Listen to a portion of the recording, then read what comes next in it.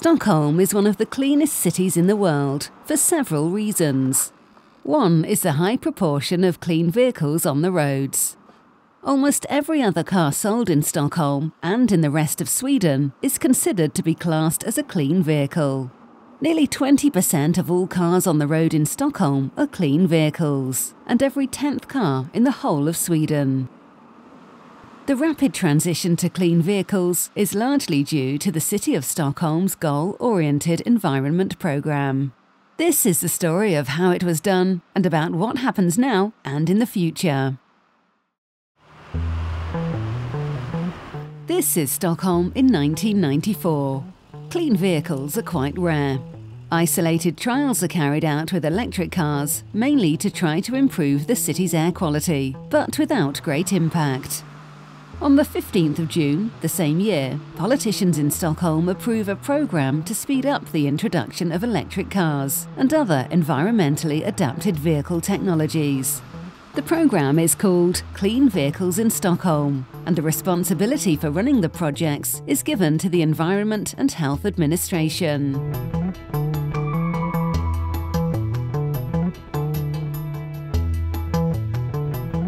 Some of the obstacles barring a wider introduction of clean vehicles in the 1990s were unfavourable tax rules, lack of incentives, lack of refuelling stations and charging points, and higher purchase price.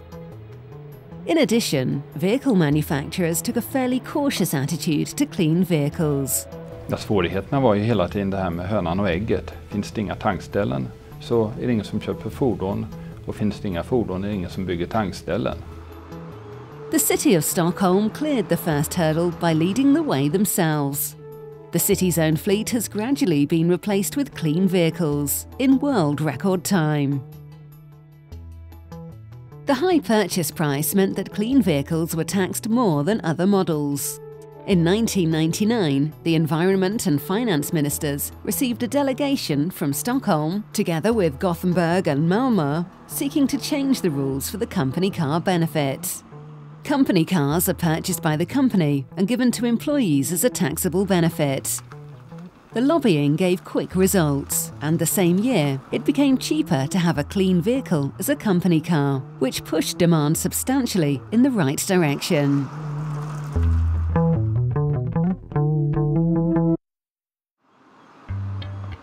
By the end of the 1990s, interest for ethanol cars boomed, mainly on the American market. In Sweden, however, ethanol cars were not available. The City of Stockholm therefore initiated a joint technology procurement together with several Swedish cities and companies. The demand was huge. 3,000 ethanol vehicles were ordered, which led to Ford introducing a new ethanol version in Sweden, bringing increased pressure on other car manufacturers.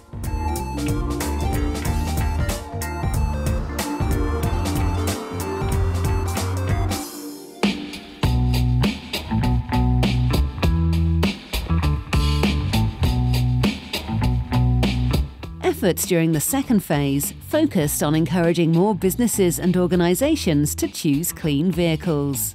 Just removing obstacles was not enough. There should be incentives for choosing clean vehicles. One method was to distribute purchase grants to transport companies. The grants were funded through EU projects and were awarded for around 1,000 vehicles.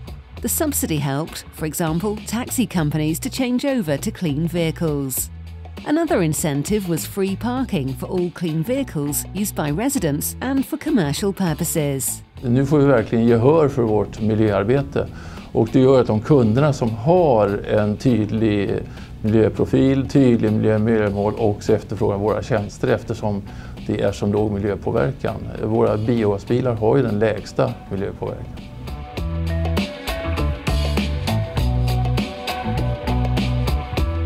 In the early 2000s, it was possible to see the outline of a new market. More communication was directed outwards to the general public and owners of large vehicle fleets. Journalists were provided with facts and interview contacts, and a national clean vehicle web portal was launched. The The campaign, Clean Vehicles Are Better Than Conventional Cars, demonstrated that clean vehicles are comparable in price and a good deal better for the environment than their petrol and diesel equivalents. The campaign resulted in a revised media picture. The concept of clean vehicles was established and media reporting increased by 700%.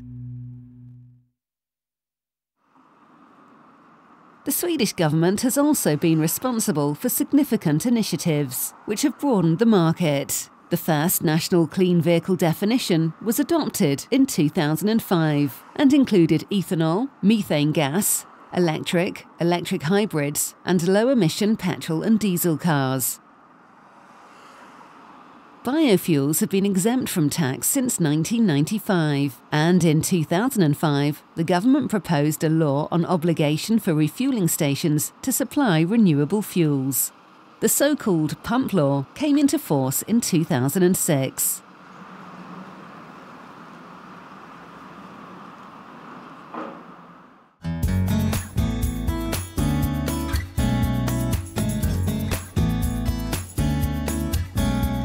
During the third phase, car manufacturers were encouraged to bring out more models and new generations of clean vehicles. The city of Stockholm worked actively to stimulate demand in collaboration with other cities in Sweden and in Europe. In 2006, the interest for clean vehicles in Sweden really took off. The government introduced a clean vehicle premium of around €1,000 for all private individuals buying a clean vehicle. Clean vehicles were exempt from charges in the new Stockholm Congestion Tax Pilot Scheme. Reduced vehicle tax was introduced for passenger cars complying with environmental requirements.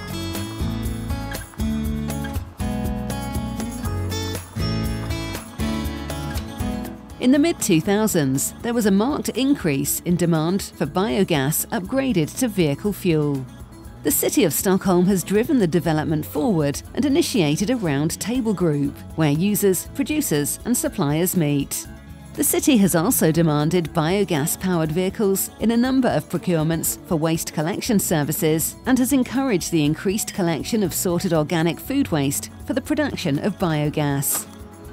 Increased production and more refuelling stations along the biogas highway between Stockholm and Gothenburg were part of the EU project Biogasmax.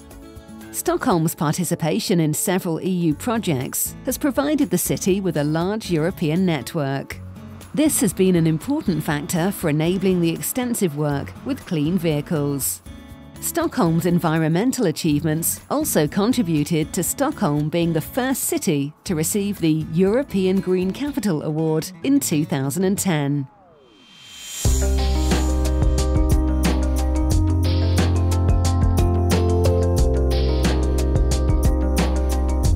Clean vehicles in Stockholm continues on its tracks, and the plans for the nearest future include ensuring that electric cars become a realistic alternative in Stockholm traffic, increasing the percentage of clean trucks, influencing companies, organizations and private individuals to choose even more environment-smart vehicles, attract more people to use climate-smart public transport, or why not, encourage more people to health-smart cycling.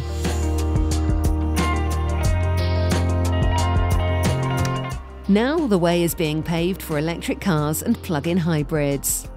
The City of Stockholm and the Swedish energy company Vattenfall are conducting a procurement, and around 300 companies and organizations have notified their interest in buying a total of 6,000 electric vehicles over a period of 4 years.